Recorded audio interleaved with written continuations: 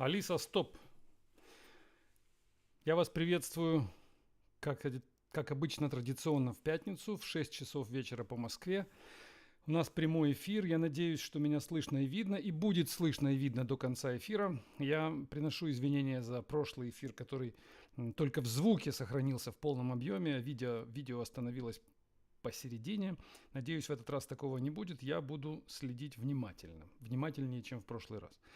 Формат у нас простой. Меня зовут Егор, я программист, немного менеджер. Вы задаете вопросы в текстовом режиме, я стараюсь отвечать максимально откровенно и полезно. Самое главное – это полезность. Я для себя такой ставлю критерий успеха нашего проекта, который мы ведем уже более чем 1,5 года.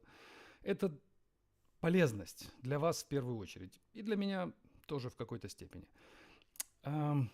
Вопрос первый. Как ты начинаешь новый проект или библиотеку? Как записываешь мысли о создании проекта? Какие у тебя первые коммиты? Используешь ли ты какие-то шаблоны? Я последнее время стараюсь делать малые проекты, микропроекты. И к этому вас призываю. Делать так же. Приведу пример. Буквально на этой неделе мне нужно было в Ruby коде иметь функцию, которая бы принимала на вход строку и умещала бы эту строку в отведенную для нее ячейку памяти, блок памяти. У меня строка из 100 символов, а мне нужно, чтобы она поместилась в 30 символов. При этом нужно середину строки заменить троеточием. Я не нашел такую функцию в открытых библиотеках на Ruby. Где-то в Ruby on Rails что-то подобное есть, но я не использую Ruby on Rails. Нужна была такая библиотека. Это супер малый продукт, супер малая библиотека. Тем не менее, я ее сделал. И что интересно в этом примере, то, что ChatGPT, точнее Claude Code, не справился с этой задачей. Казалось бы, такая простая алгоритмическая задача. И тем не менее, я написал сначала тесты, с десяток тестов, которые должны были проходить. И потом я попросил его написать сам код. Он 4 или 5 итераций проходил, пробовал, писал так, потом менял, писал снова. Тесты не проходили, он путался. В конце концов он начал код раздувать, делать его крупнее, крупнее, добавлять ветвления. Я его остановил и написал все это руками. Ну и сделал релиз. Я чаще всего проекты копирую из уже существующих. Берется готовый репозиторий, в котором я более-менее все настроил. Я делаю копию, меняю имена, и дальше проект появляется, у него новая жизнь.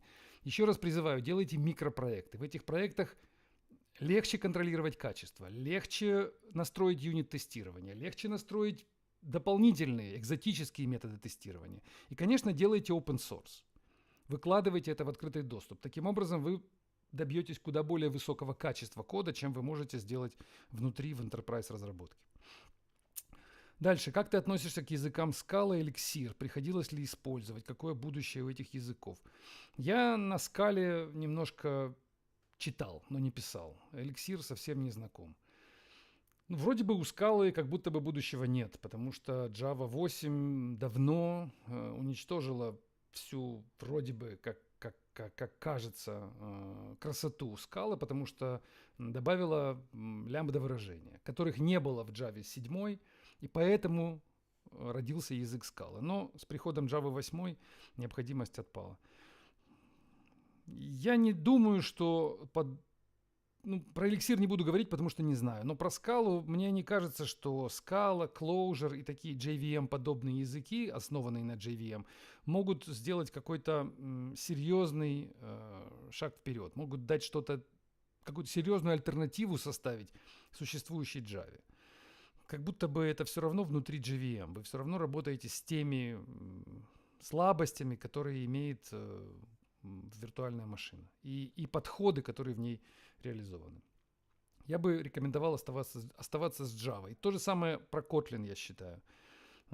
Как будто бы это Java после косметолога. Оставайтесь с Java. Больше экосистема, больше поддержки, стабильнее все должно работать, как мне кажется.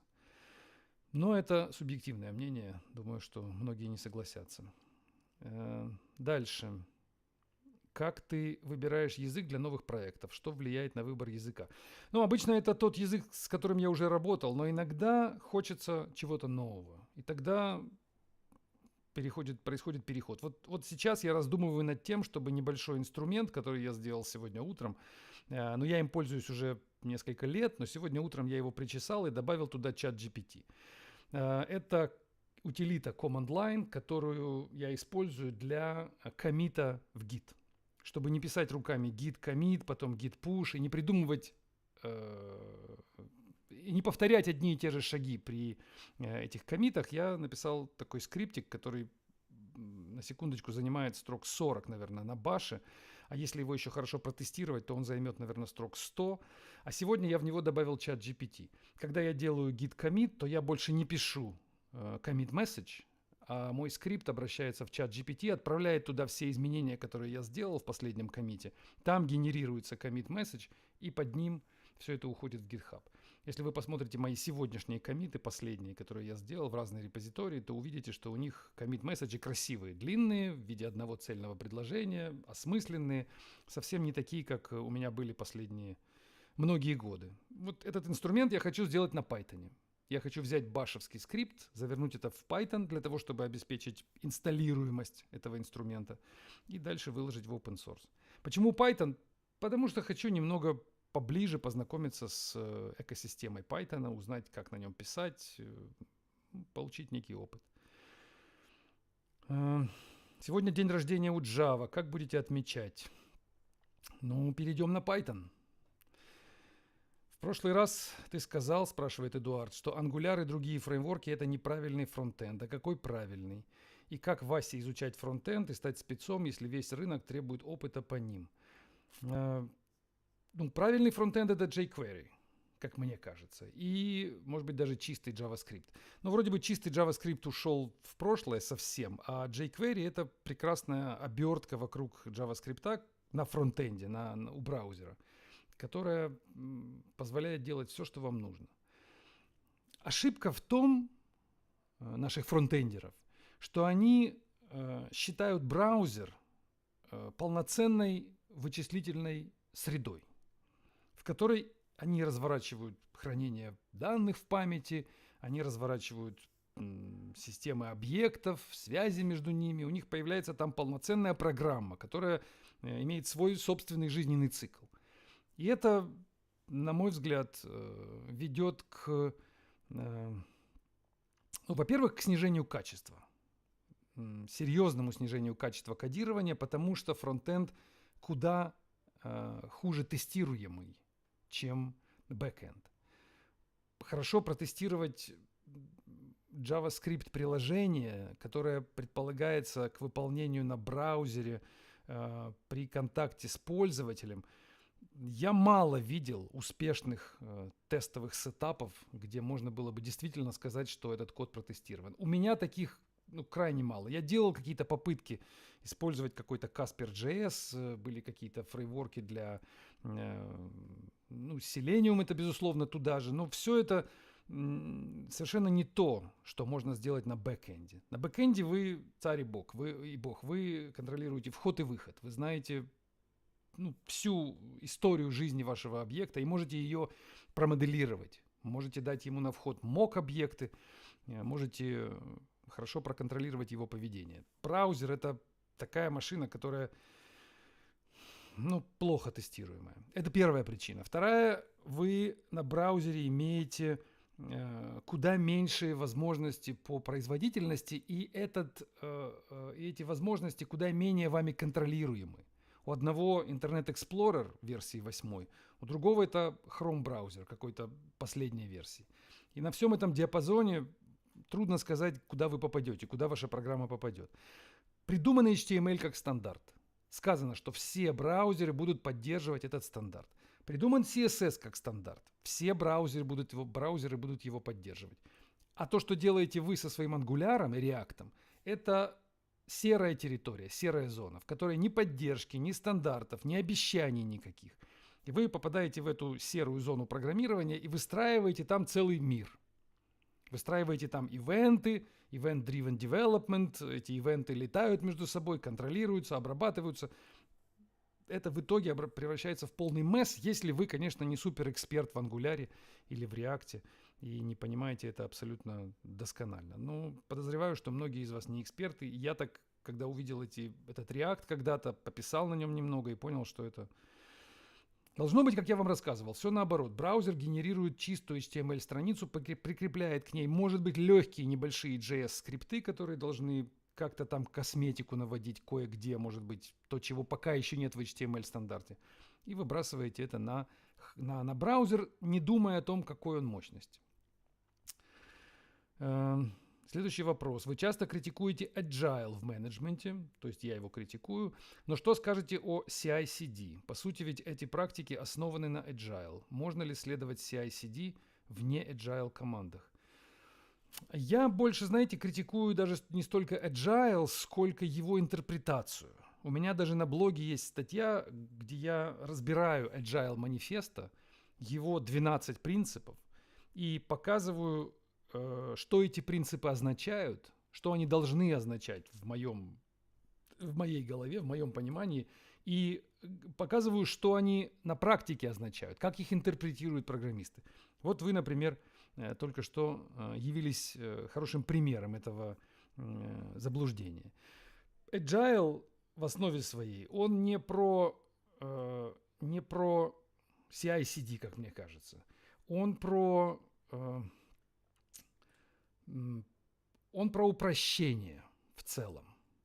Он про упрощение и про оптимизацию процессов. Если брать Agile в его правильном, что ли, понимании, в том, который мне хотелось бы видеть как правильный. У нас есть команда программеров. Они пишут какой-то код, отдают клиенту. Клиент высказывает свои какие-то требования. Все это можно все это можно делать по определенным правилам и законам. Можно сделать так, чтобы эти правила и законы были строгими и тяжелыми, неповоротливыми и мешающими нам. А можно сделать так, чтобы многие из этих правил были оптимизированы. Agile предлагает их оптимизировать. Но многие понимают так, что Agile предлагает их убрать, эти правила. Предлагает жить без них.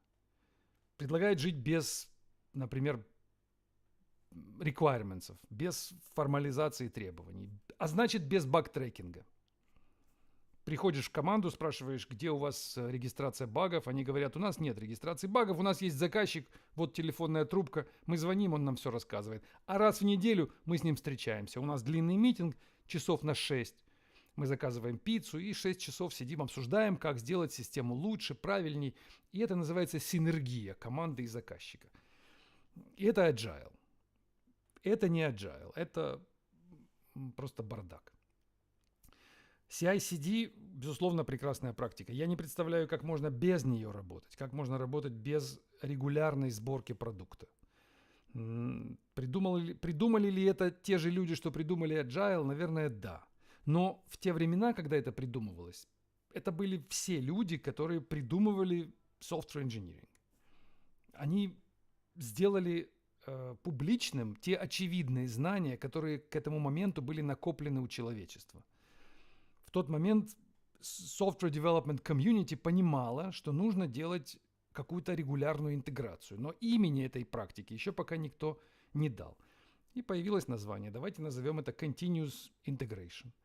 Прекрасная практика. Я полностью за нее и категорически против хаоса. Я против того, чтобы в менеджменте был хаос. Я против того, чтобы менеджмент был субъективен.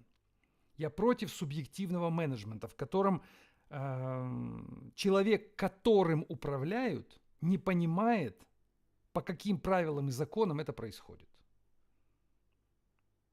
Он не знает, что случится завтра, он не знает, почему это случится, он не знает, что он должен сделать для того, чтобы быть более успешным в этой команде. В самом простом выражении, если в одно предложение сложить, за какой менеджмент я выступаю, это за тот менеджмент, в котором программист точно знает, что нужно сделать, чтобы его зарплата выросла. Можете ли вы ответить на этот вопрос, сидя у себя сейчас в офисах и работая со своими командами, начальниками? Вы знаете точно, что вы должны сделать в следующие 2-3 недели, 2-3 месяца. Конкретно какие действия совершить, чтобы ваша зарплата выросла. Большинство из вас не знает. Большинство из вас ответит как-то расплывчато. Ну, наверное, нужно быть очень полезным бизнесу. Наверное, нужно, чтобы наш бизнес стал успешным. Наверное, нужно, чтобы я внедрил те фичи, которые мне сказали внедрять, но внедрятся ли они, не знаю, не от меня зависит. Посмотрим, ситуация покажет. А вообще лучше я дождусь нового оффера в новую команду. А хороший менеджмент – это тот менеджмент, в котором каждый программист знает, что он получит завтра, какие деньги он получит завтра и как они вырастут, если он будет прикладывать усилия. Пытайтесь строить такой менеджмент.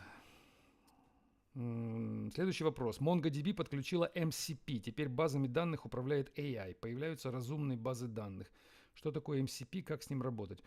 Я на позапрошлом стриме уделил несколько минут или десятков минут этой идее MCP. Мне кажется, она очень интересная. Послушайте, чтобы я просто не повторялся. У нас еще будут вопросы про MCP, я там подробнее отвечу.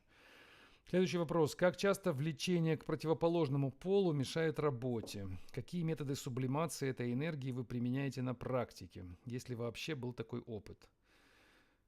Ага. Мне кажется, что это самое влечение, о котором вы говорите, оно не мешает работе. Скорее помогает. И если его нет, то вот это, наверное, мешает работе. А если вам нравится противоположный пол, и вы считаете себя потенциально достойным его внимания, то это вас мотивирует, это вас возбуждает, это вас напрягает, это вас движет вперед, это делает вашу жизнь наполненной, осмысленной, интересной.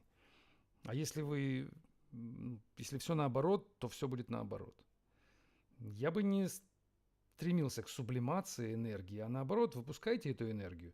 Другое дело, какое время вы будете затрачивать на противоположный пол, какие инвестиции вы будете делать в контакты с противоположным полом, насколько для вас это будет трудозатратно и энергозатратно.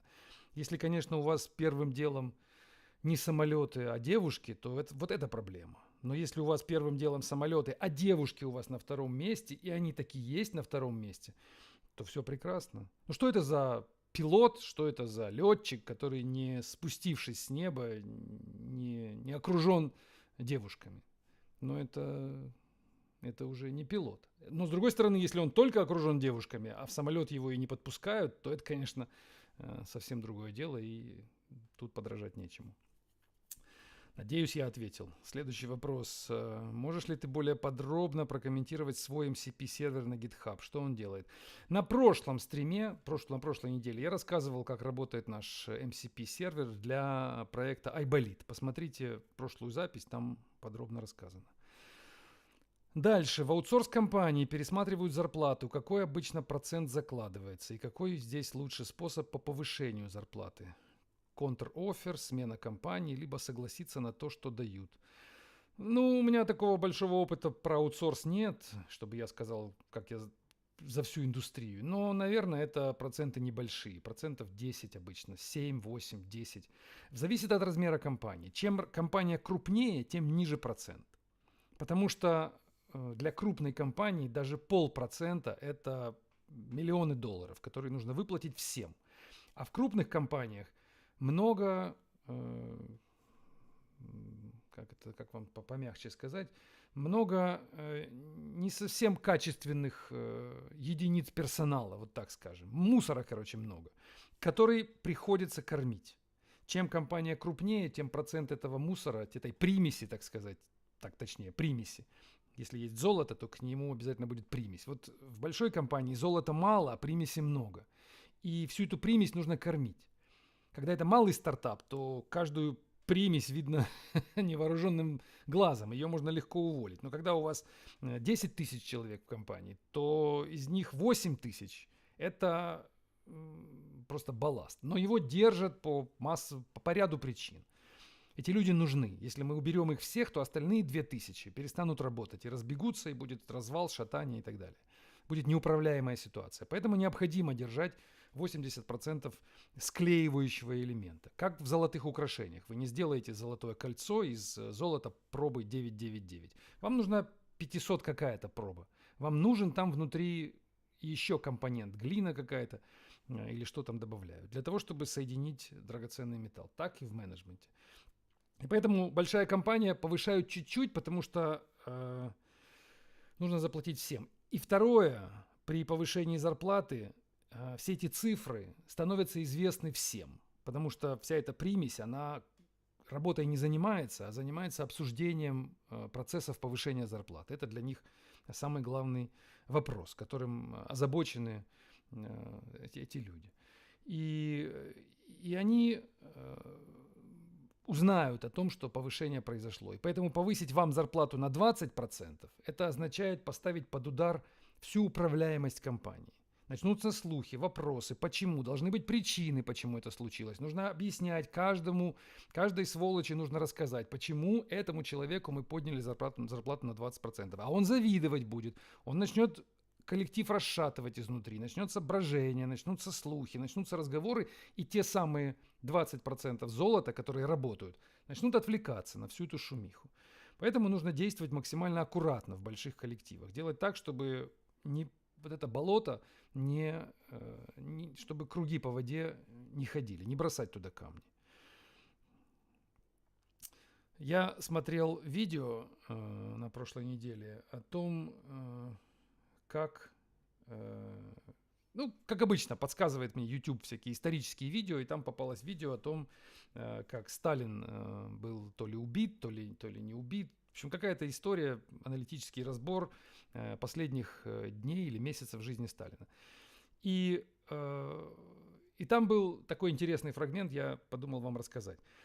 Значит, какое-то решение, не какое-то, а Сталин на очередном пленуме выступил с предложением поменять состав Политбюро. Давайте, факты здесь не принципиально, я могу ошибаться. Но он приготовил некий список людей и предложил, давайте у нас вместо вот этих 10 человек будут вот эти 20 человек. И там были фамилии. Он вынес это предложение. И дальше разбирается реакция управленческого персонала, которые находились вокруг этого. Чем они занимались? Один пошел к другому и спросил, кто помогал Сталину готовить этот список. Это, наверное, был вот тот. Тот ему сказал, нет, это был не тот. Тогда они пошли к третьему, спросили, кто помогал готовить список. Наверное, это был тот. Нет, не тот. А давайте узнаем, может быть, это был тот, потому что тот не мог. Потому что тот такие списки не готовит. Это мог только тот. И вот они несколько недель занимались вопросом о том, кто подготовил список.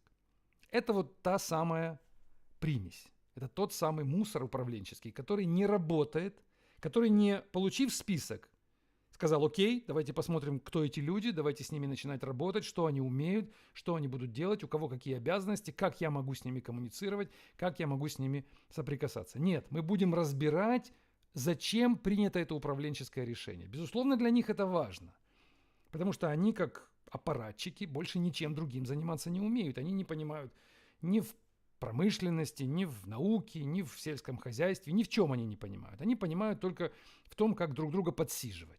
Только в том, как друг у друга отбирать полномочия, как друг другу мешать, как друг друга подставлять. И это и есть основная часть современных больших коллективов. Они из этих людей состоят. Вы спрашиваете, насколько вам поднять зарплату. Ну, представьте, если они так реагируют на назначение новых людей. Вы понимаете, как они будут реагировать на вам одному поднятие зарплаты на большой процент? Держитесь, будьте на чеку, потому что сказать вам держитесь подальше от этого управленческого, от этих примесей, наверное, это не очень правильный совет, потому что вы таким образом тоже мало чего достигнете. Вы должны просто понимать, с кем вы имеете дело, кто в коллективе руководит. Дальше вопрос. Это мы пропустим. Это мы тоже пропустим. Стартап Джонни Айва. Это дизайнер фирмы Apple, которому мы, по идее, должны сказать спасибо за айфоны, айпады и, может быть, даже iWatch. Но я не уверен. Так вот, стартап этого Джонни Айва по созданию гаджетов на основе AI был куплен OpenAI. Это случилось недавно. Какой бы гаджет с AI создал бы ты? Я надеюсь, что этот гаджет, который они хотят создать в следующем году, будет похож на iPod первого поколения, когда по центру был экран, и под экраном была одна кнопка. Ну и немножко стрелочки влево-вправо. Думается мне, что они уйдут от мобильных телефонов современных, которые мы сейчас имеем, к телефонам такого формата. Простое устройство, по центру один экран, внизу одна кнопка. Запросы в сторону телефона уже сейчас можно формулировать голосом, жестами или, может быть, даже движением пальцев по экрану, но не такого, как сейчас по нажатию этих приложений. А там будет, я, может быть, неправильно сформулировал, там будет одно приложение. То есть вам не нужно будет на экране выбирать, с каким приложением вы работаете. У вас одно приложение и одно устройство. Я думаю, что это будет что-то такое. Видя стремительно падающий интеллект пользователей и стремительно растущий интеллект искусственный, можно понимать, что эта точка, где они встретятся, будет выглядеть именно так. Какой бы я создал устройство для AI? Ну, кажется мне, что необходимость в AI в реальном мире, в реальной жизни, она сильно переоценена. Кажется, что нет необходимости иметь нам роботов Optimus, которые нам делает Илон Маск. Они умеют танцевать, они умеют убирать за собой посуду, они умеют мыть пол, но как будто бы это только Илону Маску и нужно. И группе инвесторов рядом с ним.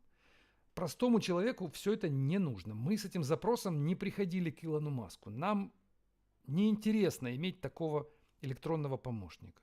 Мне неинтересно иметь электронного таксиста. Мне неинтересно ездить на self-driving машине. Меня вполне устраивает живой человек, который родился, вырос, обучился в школе и сел в этот автомобиль. Чем это не Оптимус? Только живой. Зачем нам создавать электронные организмы, если у нас есть вполне себе живые? Давайте лучше направим энергию на улучшение того, что мы и так рожаем. Мы рожаем людей, давайте их лучше воспитывать, давайте их лучше обучать, давайте их лучше лечить, давайте их лучше одевать, давайте им прививать вкус к музыке, к искусству, к поэзии. Вот вам оптимусы, с этим работайте, вот вам материал, с которым работать. Они и так рождаются, их не нужно делать на фабриках. Они каждый день рождаются сотнями тысяч. Но почему-то выдумывают эту электронную безделушку. Я думаю, что финал этого всего будет такой же, как у электронных очков Google и Apple. И не Apple, а Meta, которые делали свою метавселенную, очки, которые никому не нужны. Нет ли у людей запроса? Никто не хочет ходить в очках, в которых какое-то изображение искусственно нарисованное. Мы хотим смотреть на деревья, на траву. Ну, сделайте нам деревья и траву красивыми. Сделайте чистые газоны, сделайте красивые дома вокруг нас.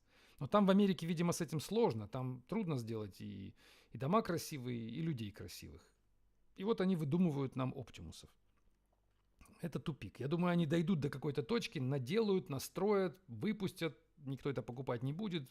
И на этом все закончится. Мы вернемся обратно туда, откуда начинали. Так. Тут про аналитиков я не очень понял, о чем речь, поэтому проходим. Какие занятия, кроме как IT, заставляют вас вставать по утрам и начинать день, если заранее известно, что почти все дни потерянные? Насчет «все дни потерянные» — это отсылка к одному из прошлых стримов, где я сказал, что у нас все дни, в общем-то, можно сказать, потерянные, и только некоторые из них действительно можно считать успешными и ценными по большому счету. Что заставляет вставать с утра? Да оно само встается. Тут трудно не встать. Никто из нас не выбирал быть живым. Никто из нас не заполнял никакую форму и не заполнял анкету и не говорил: я хочу быть живой, пожалуйста, меня родите вот в этой стране от этих родителей, вот я хочу быть такого пола и такого размера. Мы так случились, мы появились и мы вынуждены жить. Жизнь – это не дар, это обязанность, это обременение. И если вам всякие поэты рассказывают, что жизнь – это подарок, и жизнь – это счастье, то не слушайте эту ерунду. Жизнь – это тяжелое испытание, которое вами не выбрано, и которое вам нужно пройти. Вы вынуждены его проходить. Вы заложники этой ситуации, и я тоже вместе с вами. И каждый день для нас это возможность немного скрасить этот процесс, немного сделать его интереснее, немного себя развлечь на этом пути и сделать как-то свое существование менее дискомфортным. Ну вот это и поднимает каждое утро. Просыпаешься и понимаешь, что надо бороться за немного лучшую жизнь, чем была вчера. Ну, надеюсь, я вам ответил. Какие книги вы бы не советовали читать ни ресерчерам, ни программистам? Не советовал бы читать. Ну, книги про agile. Это, конечно, самая большая беда. И я пытался их читать когда-то, покупал их. И у меня на 5-й странице не выдерживает психика того, что там написано. То, как они формулируют свои мысли, то, как они представляют менеджмент, то, как они людей не уважают совершенно, представляя их себе как баранов, которым можно рассказать, что у нас синергия, единство заказчика и команды, и на этой синергии он будет пару лет как баран тащить лямку, и в итоге только потом сообразит, что на самом деле не было никакой синергии. И эти книги продолжают проповедовать все это: синергию, единство, командный дух, целеполагание, инновационность, лидерство. Я очень люблю этот термин, лидерство. Это вместо того, чтобы быть менеджерами, вместо того, чтобы управлять процессом, мы должны быть лидерами. То есть, значит, ни черта не умеет он, ни в чем не понимает, но он лидер. И за этим лидером, который много говорит и много слов хороших называет, идут те, кто менее способны голос повышать, менее способны будущее планировать, менее способны брать на себя ответственность, но технически более грамотные. И этот говорун берет в свой плен этих несчастных кодеров, которые на него пашут, а потом разочарованно переходят в следующую компанию. И там появляется такой же точно лидер, который ничем не управляет, а только кричит и забавляет аудиторию вокруг себя. В итоге иногда у некоторых этих лидеров что-то получается по воле судьбы и по стечению обстоятельств. И про них начинают писать книги.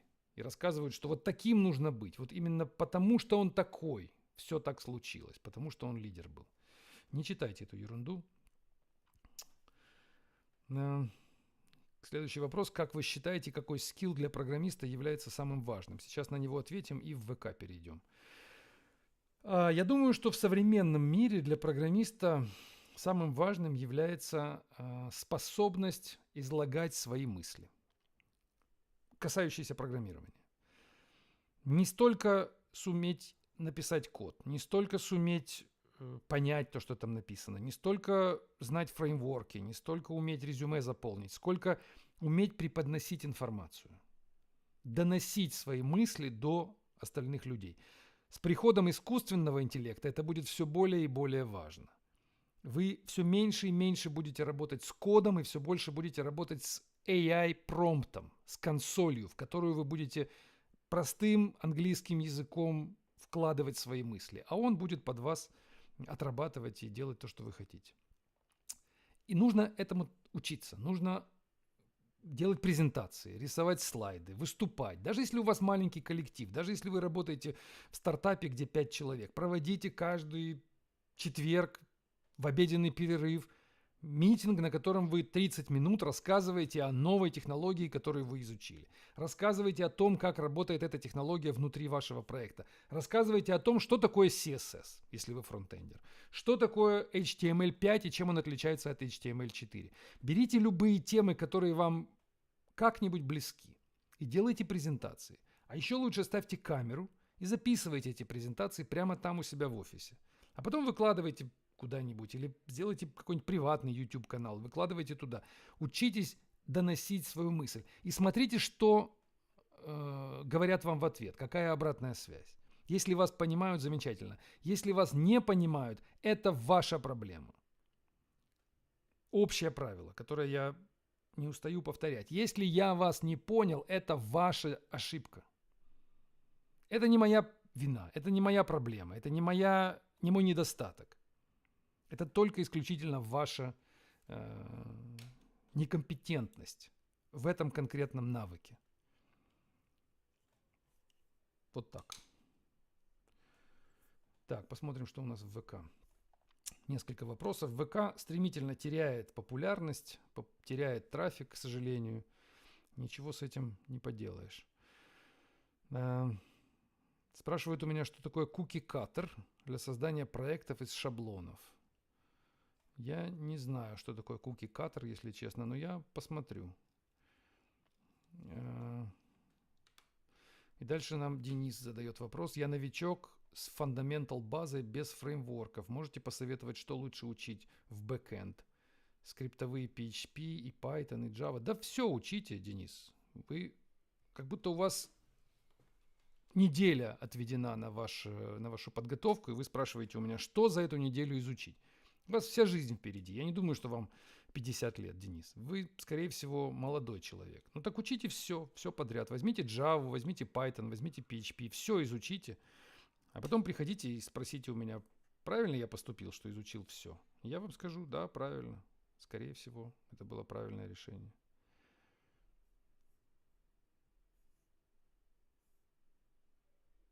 Хуже вы точно не сделаете себе, если изучите больше, чем меньше.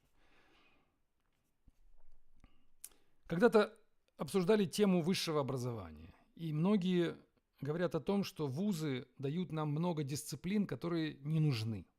И я полностью с этим согласен. Я 5 лет отучился в вузе и 2 года в аспирантуре.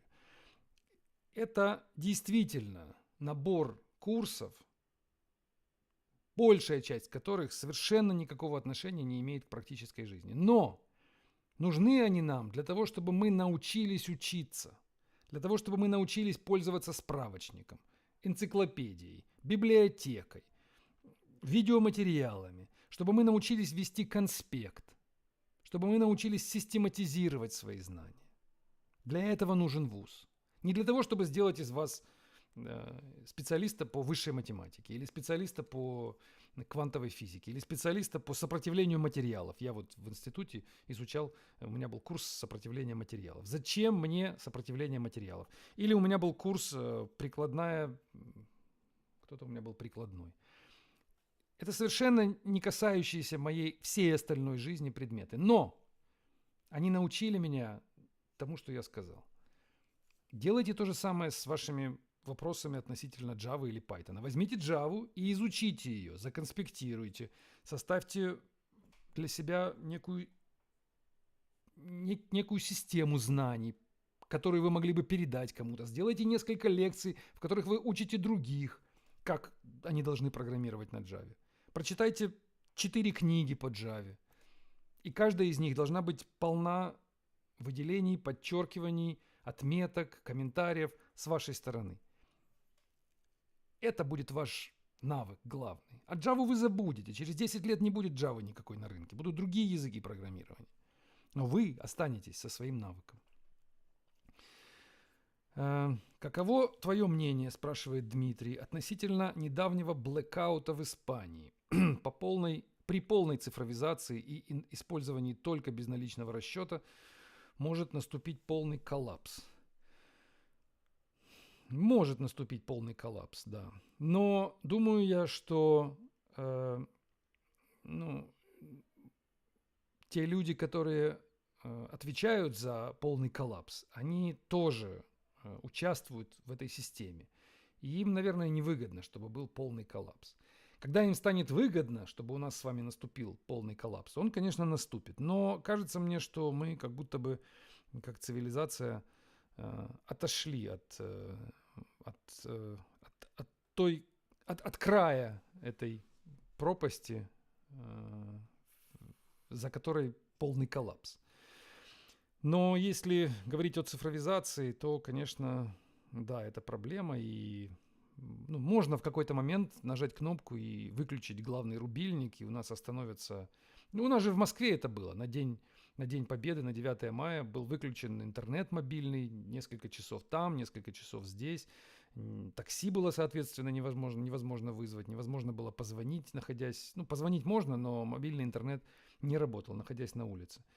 Ну, как-то выжили. Ну, думаю, что это невероятно. Я представляю себя на месте людей, отвечающих за сервера, отвечающих за коннекты, за линии связи, за стабильность раутеров или роутеров, которые диспетчеризируют все эти потоки. Они же тоже живые люди. Это значит, нужно их всех отключить, их всех нужно в blackout перевести. Но это довольно сложная операция. Хотя, конечно, если верить в то, что весь мир управляется из одной точки, то, наверное, это возможно. Когда-то же нам COVID-19 устроили, и все страны стали на колени, как по одной команде. И все стали делать одно и то же. Почему бы всем вместе не выключить рубильник? Не знаю, это такой вопрос, не имеющий ответа. Так, Егор, сколько вы зарабатываете? Спрашивает меня Даньяр.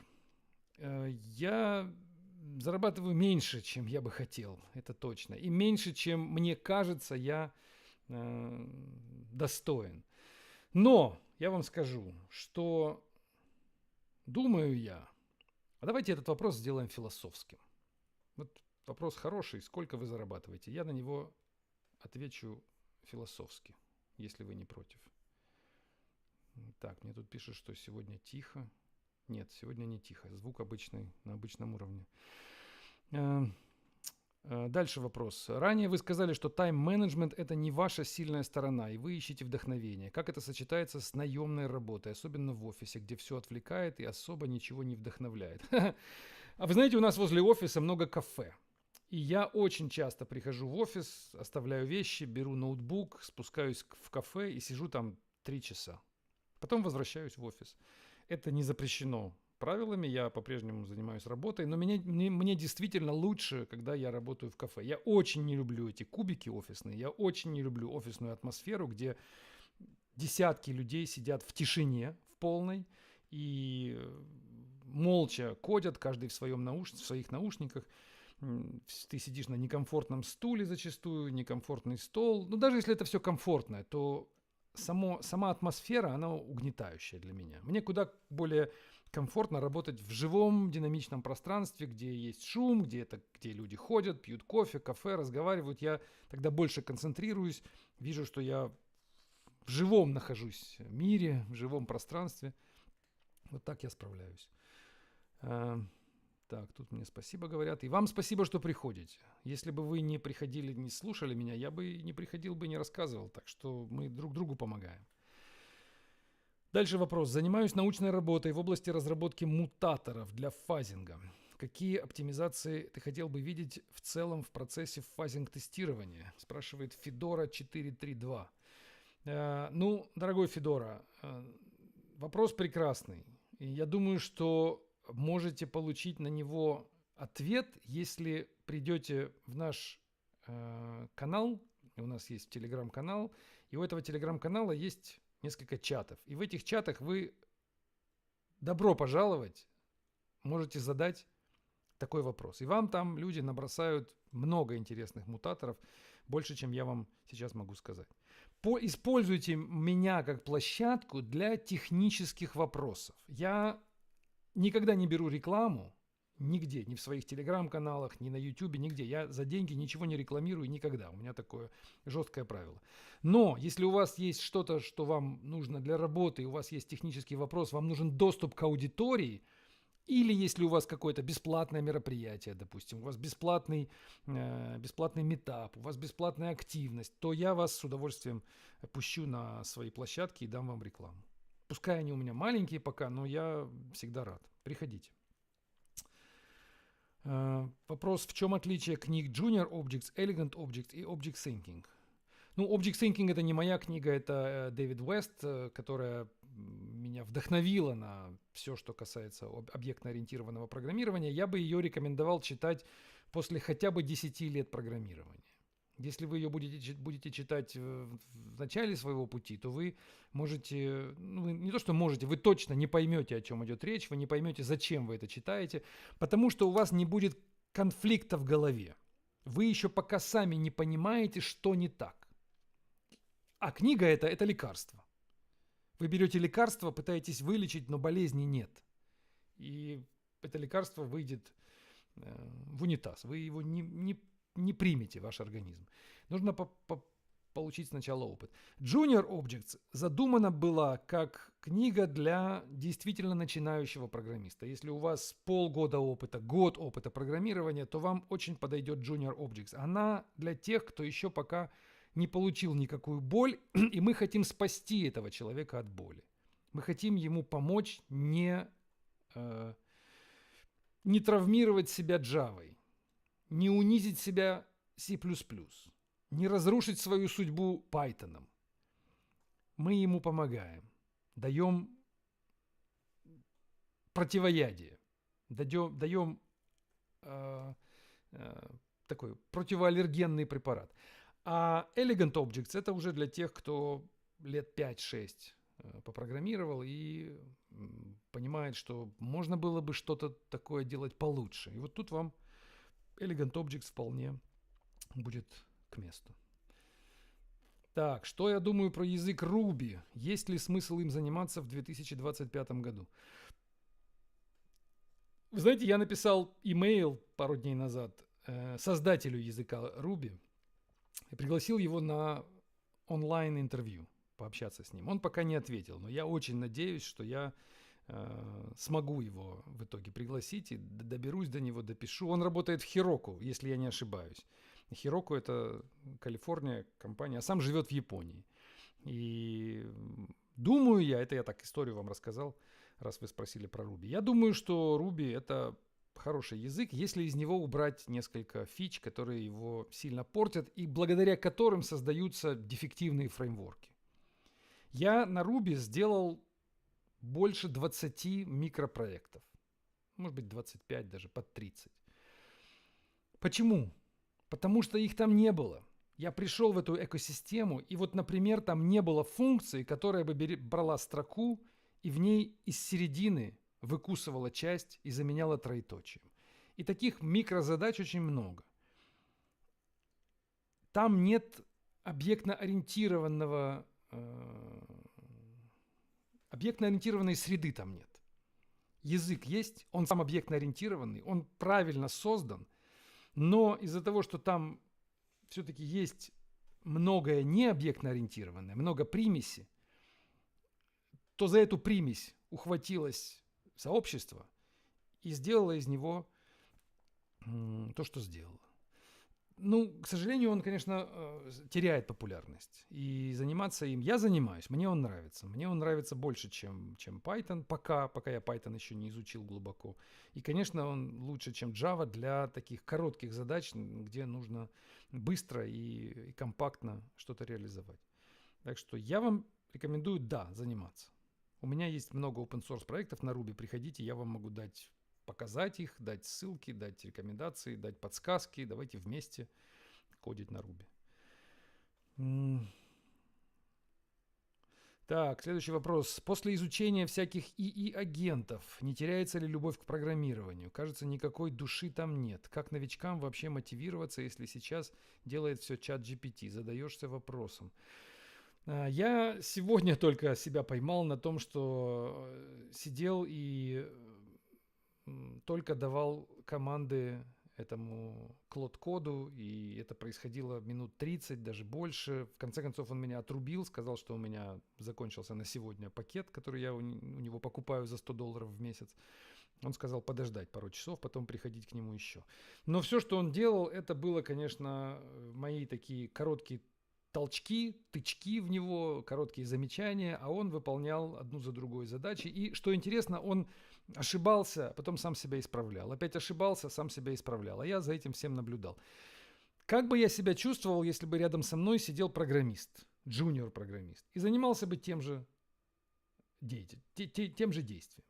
Он бы кодил, ошибался, я бы ему подсказывал, он бы снова кодил, опять запускал тесты, они опять падают, он снова кодит, я ему опять подсказываю.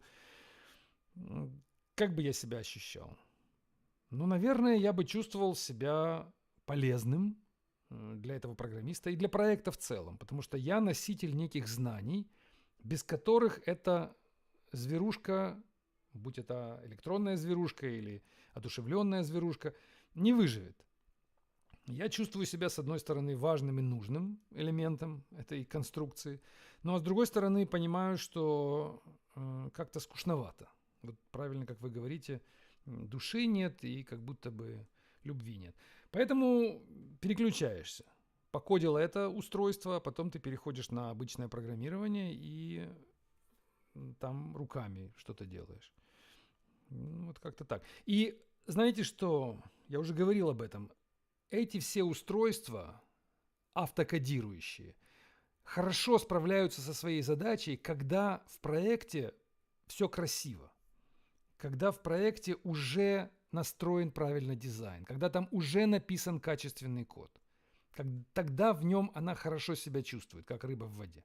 Но если там мусор, если там кое-как спагетти-код, все на статических методах и все через глобальный стейт, то и машинка тоже начинает путаться, и ей неудобно, некомфортно, и сделать она не может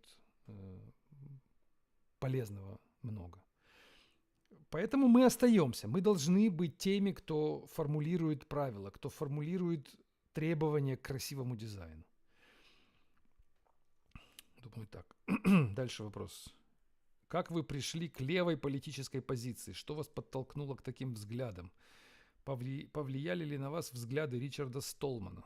Так, мы потихоньку к философии, да, переходим. Я не знал ничего про взгляды, и до сих пор не знаю, про взгляды Ричарда Столмана. И я не уверен, что у нас с ним похожие взгляды.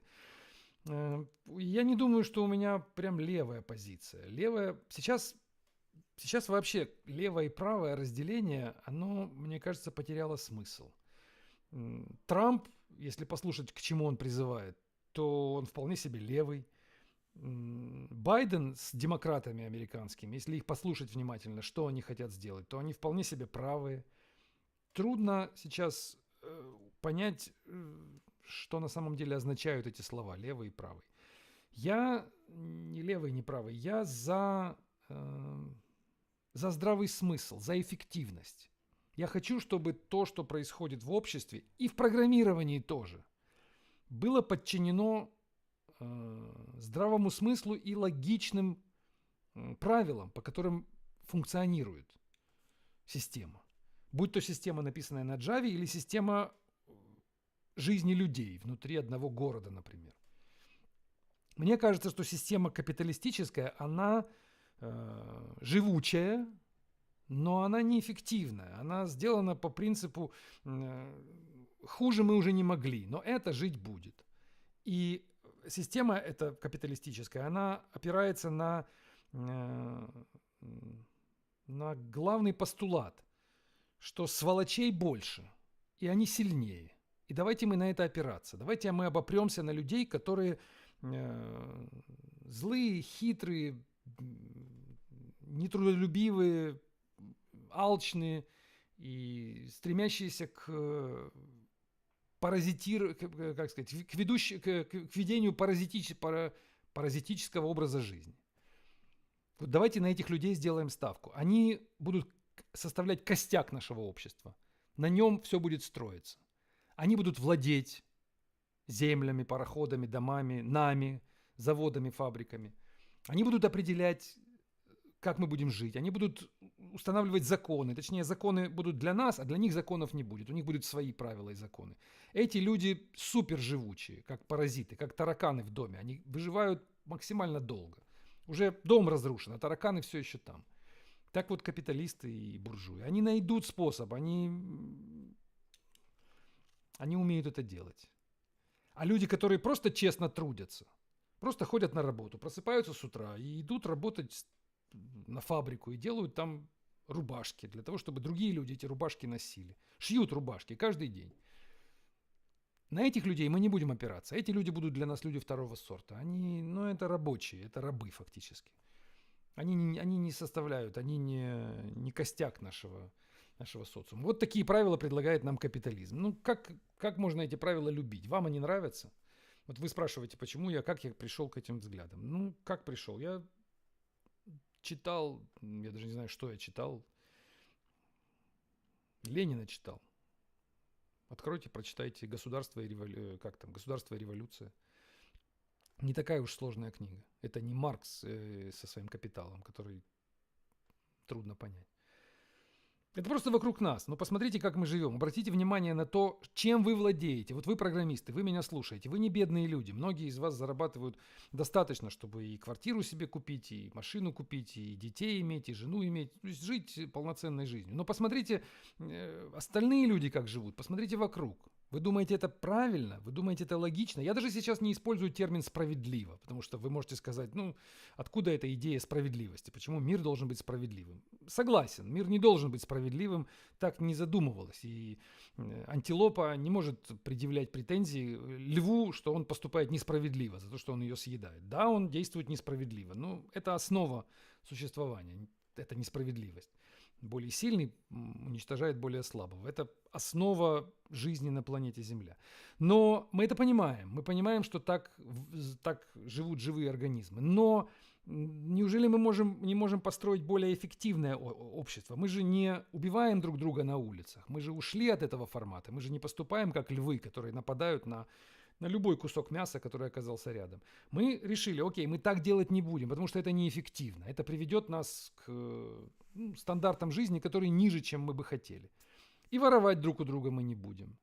Ну, не будем мы просто открывать дверь любой квартиры и заходить и брать, что нам хочется. Мы будем за это наказывать. Давайте мы будем изолировать людей в тюрьмы, тех людей, которые действуют слишком агрессивно. То есть мы придумали уже, как отойти от животного мира. Но почему не сделать следующий шаг? Шаг к более развитому обществу, где мы будем понимать, что тот, кто трудится, он и есть лев. Тот, кто рубашки шьет, это и есть самое сильное существо. Потому что он создает жизнь, он создает продукты прибавочные, он создает то, что нам всем нужно, он нас кормит, человек труда. А не капиталист, который бабкину квартиру сдает всю жизнь в центре Москвы и на эти деньги живет на Бали, ездит там на скутере. Это второго сорта человек. Это отбросы общества. Это примесь та самая, которую, ну, по-хорошему вообще бы их всех в лес куда-нибудь отправить, и там пускай они живут. Но нет, он считает себя человеком новой формации. Он сдал квартиру, получает деньги, криптовалюта ему переводят туда, на Бали. И он там на мотоцикле, весь в татуировках, наслаждается жизнью. Это такой микропример буржуя. Это такой еще не выросший буржуй, но такой начинающий буржуй, который думает, что ему нужно стать в итоге буржуем и получать пассивный доход. Он, кроме этой одной бабкиной квартиры, он мечтает купить еще и вторую, чтобы пассивный доход увеличился. Вот это его мечта. А человек труда, который не хочет сдавать квартиру, он хочет трудиться каждый день и думает, что это норма жизни. Мы его обесцениваем. Это неэффективно просто. Мы таким образом не построим в итоге общество мечты. Мы не полетим в итоге на Марс. Ну, может быть, полетит кто-то на этот Марс, и, по крайней мере, видео нам покажет, как кто-то полетел. Но реально мы не продвинемся далеко так масштабно, если будем жить в режиме таком волчьем, что ли, или таком диком режиме, каковым является капитализм. Так, ну давайте вернемся к вопросу. Так, меня спрашивают, за что вам бывает стыдно в работе. Ой, мне стыдно бывает за мой код, за мои решения. Иногда бывает так стыдно, что очень стыдно. Я себя ругаю очень часто. Так. Ну, все, ребят, дальше вопросы мы убираем, потому что много, и отвечаем на вопрос, я его еще раз прочитаю. Сколько вы зарабатываете, спрашивает меня один из зрителей. Вопрос действительно философский. Я уже сказал, что я зарабатываю, безусловно, меньше, чем я бы хотел, меньше, чем я думаю, что я того заслуживаю. Но если подумать глубже, а я об этом иногда думаю, то, наверное, мы имеем то, чего мы заслуживаем, каждый из нас. Если я имею столько, сколько я имею, это то, чего я стою. Это то, что мне справедливо выделяет окружающая среда. Мир находится в балансе. Все вокруг нас, люди, живые существа, машины, все находится в неком балансе. И если ты это понимаешь, и я это если понимаю, то Начинаем тогда мыслить конструктивно. Начинаем думать, что изменить, как изменить себя для того, чтобы этот баланс сдвинуть в свою сторону. Но видеть этот мир как несбалансированное что-то, что меня обижает, что меня держит в несправедливом состоянии и недоплачивает мне, это совершенно деструктивный взгляд на ситуацию. Он никак не помогает, а только разрушает психику человека и делает его неэффективным в работе и деморализует его. Так вот, я стараюсь самому себе говорить, что ты имеешь сейчас то, чего ты достоин. Будешь достоин больше, тебе больше заплатят. Что-то появится, заплатят больше, или у тебя появится свой бизнес, или у тебя появится, не знаю, премия государственная за твои успехи. Когда ты этого будешь достоин. А не будешь ты этого достоин, значит, ты проживешь свою жизнь так, как ты того был достоин, так, как на что ты был спроектирован, так, на что ты смог себя представить этому миру. По крайней мере, сейчас. Вы можете сказать, что не всегда так было. Иногда мир был несправедлив, по большому счету. Были войны, были репрессии, был голод. Но и даже в этих ситуациях я могу сказать, что, пускай это звучит жестоко, но даже в этих ситуациях я скажу, что во многом люди, попадающие в такие ситуации, они могли бы, даже так скажем, может быть, нельзя сказать, что они достойны этого, потому что если землетрясение случилось, то как ты скажешь, человек этого был достоин. Но мыслить этим людям я бы порекомендовал именно так. Да, случилось землетрясение, упал дом и случился такой внезапный поворот в судьбе. Отнесись к этому философски, через ту философию, которую я вам предлагаю. Просто понимай, что значит это в таком оказался ты месте этой планеты, этого мира, в котором он в новую точку баланса пришел мир, и ты в этой новой точке баланса оказался под развалинами дома. Это твой новый старт, это твоя новая точка отсчета, это твое новое положение. Значит, ты его достоин. Дальше развивайся, меняйся и получай новое от окружающего пространства. То есть призываю вас верить в то, что все сбалансировано. И вы, если вас уволили, или если вам платят меньшую зарплату, не надо винить начальника. С собой разбираемся. Меняем свою позицию. И позиция мира относительно вас тоже поменяется. На этой философской ноте мы заканчиваем. Я всех благодарю за